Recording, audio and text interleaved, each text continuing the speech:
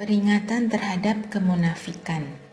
Sementara itu, beribu-ribu orang banyak telah berkerumun, sehingga mereka berdesak-desakan. Lalu Yesus mulai mengajar, pertama-tama kepada murid-muridnya, katanya, waspadalah terhadap ragi, yaitu kemunafikan orang Farisi. Tidak ada sesuatu pun yang terselubung yang tidak akan disingkapkan, dan tidak ada sesuatu pun yang tersembunyi yang tidak akan diketahui.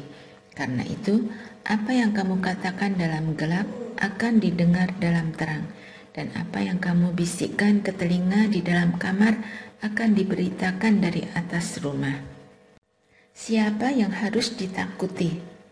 Aku berkata kepadamu, hai sahabat-sahabatku, janganlah takut terhadap mereka yang membunuh tubuh dan kemudian tidak dapat berbuat apa-apa lagi. Aku akan menunjukkan kepada kamu siapa yang harus kamu takuti. Takutilah dia yang setelah membunuh mempunyai kuasa untuk melemparkan orang ke dalam neraka. Sesungguhnya aku berkata kepadamu, takutilah dia. Bukankah 5 ekor burung pipit dijual seharga 2 keping uang terkecil? Sungguh pun demikian, tidak seekor pun yang dilupakan Allah. Bahkan rambut kepalamu pun terhitung semuanya. Jangan takut, kamu lebih berharga daripada banyak burung pipit. Mengakui Kristus di depan manusia. Aku berkata kepadamu, setiap orang yang mengakui aku di depan manusia, Anak Manusia juga akan mengakui dia di depan malaikat-malaikat Allah. Namun, orang yang menyangkal aku di depan manusia akan disangkal di depan malaikat-malaikat Allah. Setiap orang yang mengatakan sesuatu melawan Anak Manusia, ia akan diampuni. Namun siapa saja yang menghujat Roh Kudus, ia tidak akan diampuni. Apabila orang menghadapkan kamu kepada majelis di rumah-rumah ibadat atau kepada pemerintah dan penguasa, janganlah khawatir bagaimana kamu harus membela diri dan apa yang harus kamu katakan. Sebab pada saat itu juga Roh Kudus akan mengajar kamu apa yang harus kamu katakan. Orang kaya yang bodoh. Seorang dari orang banyak itu berkata kepada Yesus, Guru, katakanlah kepada saudaraku supaya ia berbagi warisan dengan aku. Namun Yesus berkata kepadanya, Saudara, siapakah yang telah mengangkat aku menjadi hakim atau penengah atas kamu? Katanya lagi kepada mereka, berjaga-jagalah dan waspadalah terhadap segala ketamakan.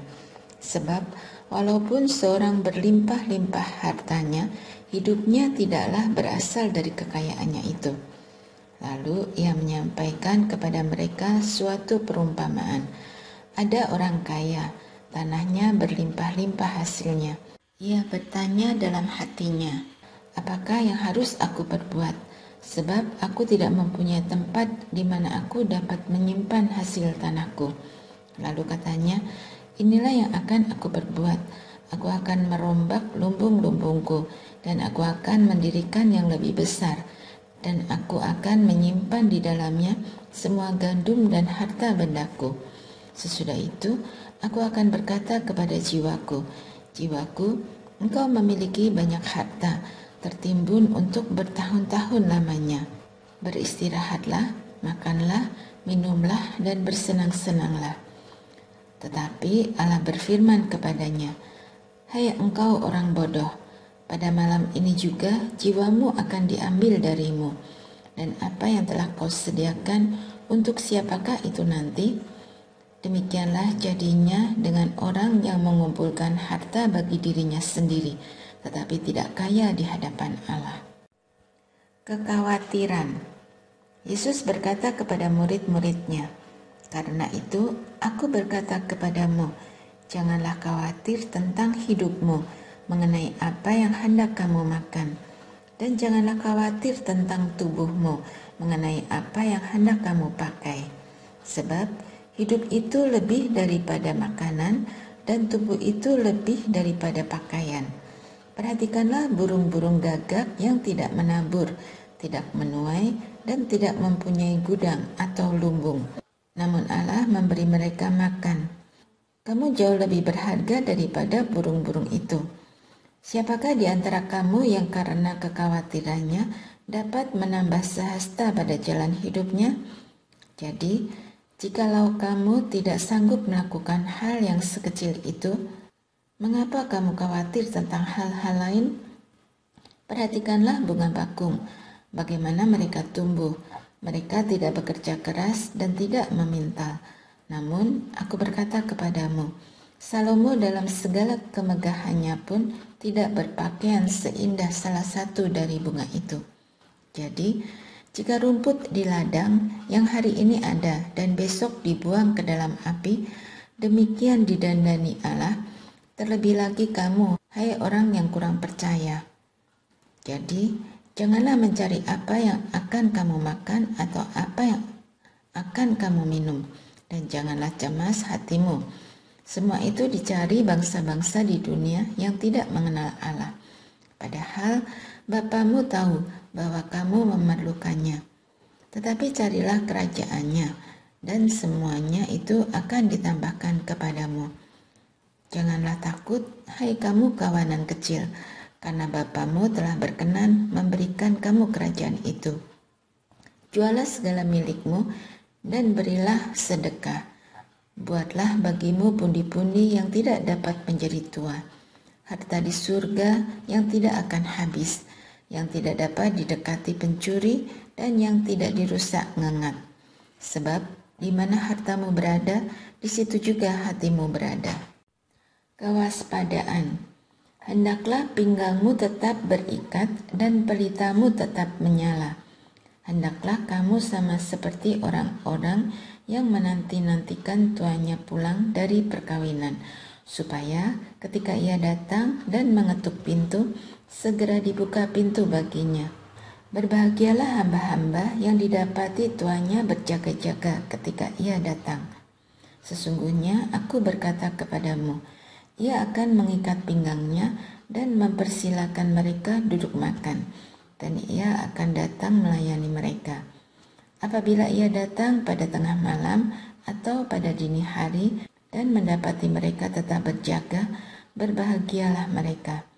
Namun ketahuilah ini, jika tuan rumah tahu pukul berapa pencuri akan datang, ia tidak akan membiarkan rumahnya dibongkar. Hendaklah kamu juga siap sedia, karena Anak Manusia datang pada saat yang tidak kamu duga. Kata Petrus, Tuhan, kepada kamikah engkau tujukan perumpamaan itu, atau kepada semua orang juga? Jawab Tuhan, jadi siapakah pengurus rumah yang setia dan bijaksana yang akan diangkat oleh tuannya menjadi kepala atas semua hambanya untuk memberikan mereka jatah makanan pada waktunya? Berbahagialah hamba yang didapati tuannya melakukan tugasnya itu ketika tuannya itu datang. Sesungguhnya aku berkata kepadamu, tuannya itu akan memberi dia wewenang atas segala miliknya.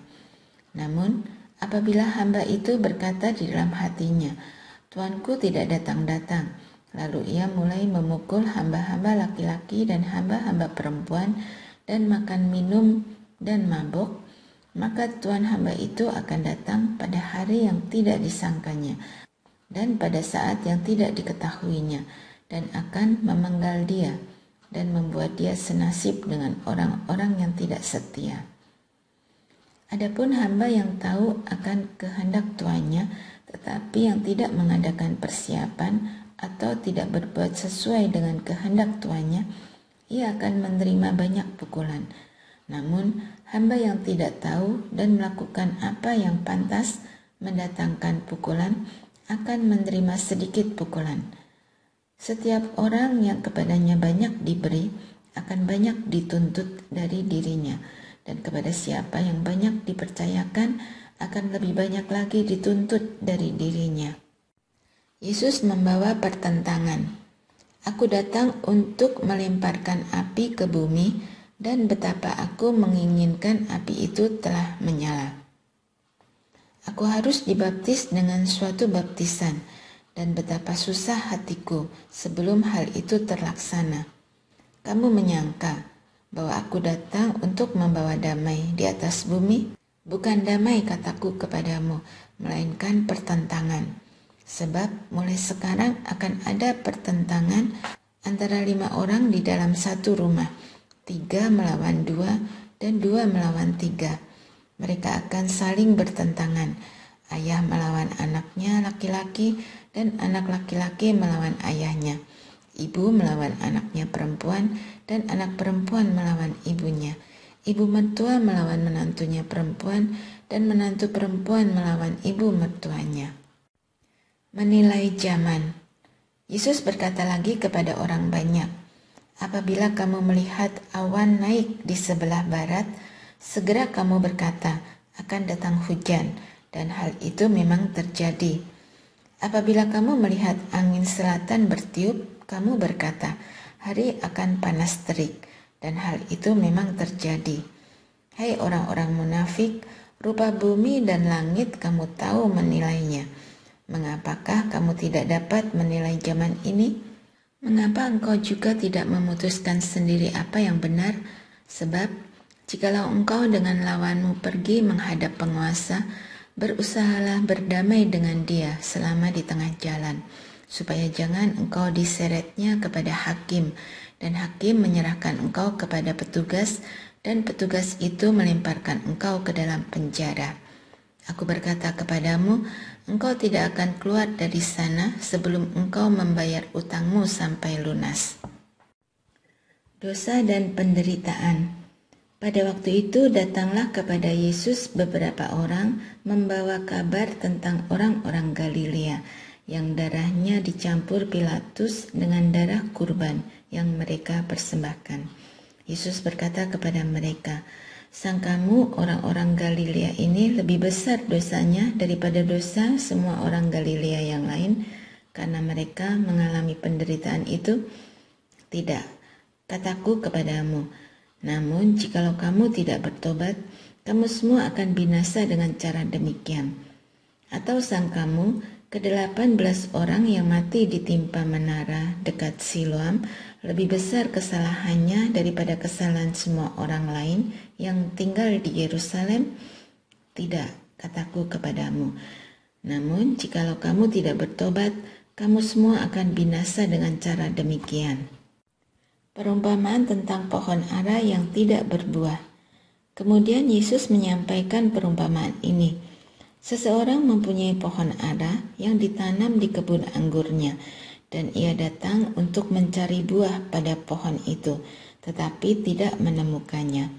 Lalu ia berkata kepada pekerja kebun anggur itu, lihatlah, sudah 3 tahun aku datang mencari buah pada pohon ara ini, dan aku tidak menemukannya. Tebanglah pohon ini, untuk apa ia hidup di tanah ini dengan sia-sia? Jawab orang itu, Tuan, biarkanlah dia tumbuh tahun ini lagi. Aku akan mencangkul tanah sekelilingnya dan memberi pupuk kepadanya. Mungkin tahun depan ia berbuah, jika tidak, tebanglah dia. Menyembuhkan orang sakit pada hari Sabat. Pada suatu kali, Yesus mengajar dalam salah satu rumah ibadat pada hari Sabat. Di situ ada seorang perempuan yang telah 18 tahun sakit karena dirasuk roh. Punggungnya bungkuk sehingga ia tidak dapat berdiri tegak lagi. Ketika Yesus melihat perempuan itu, ia memanggil dia dan berkata kepadanya, "Hai ibu, engkau telah bebas dari penyakitmu." Lalu ia meletakkan tangannya atas perempuan itu, dan seketika itu juga tegaklah perempuan itu dan memuliakan Allah. Namun, kepala rumah ibadat marah karena Yesus menyembuhkan orang pada hari Sabat. Lalu ia berkata kepada orang banyak, ada 6 hari untuk bekerja, karena itu datanglah pada hari-hari itu untuk disembuhkan, dan jangan pada hari Sabat. Namun Tuhan berkata kepadanya, hai orang-orang munafik, bukankah setiap orang di antaramu melepaskan lembunya atau keledainya pada hari Sabat dari kandangnya dan membawanya ke tempat minuman? Perempuan ini keturunan Abraham dan sudah 18 tahun diikat oleh iblis. Bukankah ia harus dilepaskan dari ikatan itu pada hari Sabat?" Waktu ia berkata demikian, semua lawannya merasa malu dan semua orang banyak bersukacita karena segala perbuatan ajaib yang telah dilakukannya. Perumpamaan tentang biji sesawi dan ragi. Lalu kata Yesus, "Seumpama apakah kerajaan Allah dan dengan apakah aku akan mengumpamakannya? Kerajaan itu seumpama biji sesawi yang diambil dan ditaburkan orang di kebunnya. Biji itu tumbuh dan menjadi pohon, dan burung-burung bersarang pada cabang-cabangnya." Ia berkata lagi, "Dengan apakah aku akan mengumpamakan kerajaan Allah? Kerajaan itu seumpama ragi yang diambil seorang perempuan dan diaduk ke dalam tepung terigu sebanyak 40 liter sampai mengembang seluruhnya." Siapa yang diselamatkan? Yesus berjalan keliling dari kota ke kota dan dari desa ke desa sambil mengajar dan meneruskan perjalanannya ke Yerusalem. Seseorang berkata kepadanya, "Tuhan, sedikit sajakah orang yang diselamatkan?" Jawab Yesus kepada orang-orang di situ, "Berjuanglah untuk masuk melalui pintu yang sempit itu, sebab aku berkata kepadamu, banyak orang akan berusaha untuk masuk, tetapi tidak akan dapat. Jika tuan rumah telah bangkit dan telah menutup pintu, kamu akan berdiri di luar dan mengetuk-ngetuk pintu sambil berkata, 'Tuan, bukakanlah pintu bagi kami.' Dan ia akan menjawab dan berkata kepadamu, 'Aku tidak tahu dari mana kamu datang.' Lalu kamu akan berkata, 'Kami telah makan dan minum di hadapanmu, dan engkau telah mengajar di jalan-jalan kota kami.' Namun ia akan berkata kepadamu, 'Aku tidak tahu dari mana kamu datang. Enyahlah dari hadapanku, hai kamu sekalian yang melakukan kejahatan.' Di sana akan terdapat ratapan dan kertak gigi ketika kamu melihat Abraham, Ishak, dan Yakub serta semua nabi di dalam kerajaan Allah, tetapi kamu sendiri dicampakkan keluar. Orang akan datang dari timur dan barat, dari utara dan selatan, dan mereka akan duduk makan di dalam kerajaan Allah. Sesungguhnya ada orang yang terakhir yang akan menjadi orang yang pertama, dan ada orang yang pertama yang akan menjadi orang yang terakhir." Keluhan Yesus terhadap Yerusalem. Pada waktu itu datanglah beberapa orang Farisi dan berkata kepada Yesus, "Pergilah, tinggalkanlah tempat ini, karena Herodes hendak membunuh engkau."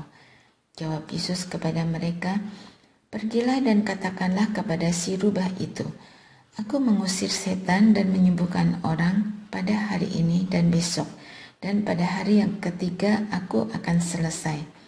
Tetapi hari ini, besok, dan lusa aku harus meneruskan perjalananku, sebab tidak mungkin seorang nabi dibunuh di luar Yerusalem.